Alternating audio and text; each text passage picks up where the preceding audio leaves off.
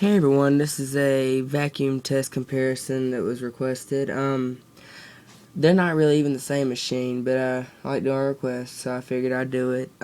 This is my Eureka Optima 12 amp and my Dirtdevil Dynamite 2 7 amp. I'm using pretzel crumbs this time, and we're gonna see who wins.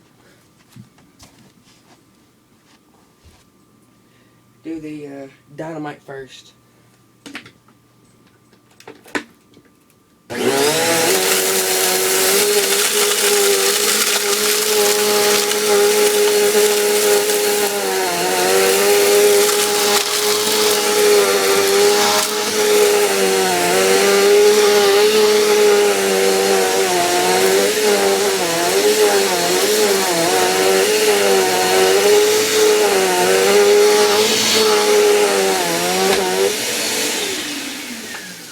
So for the Optima, it took, for the Dynamite 2, it took a couple passes. We'll see how well the Optima does this time.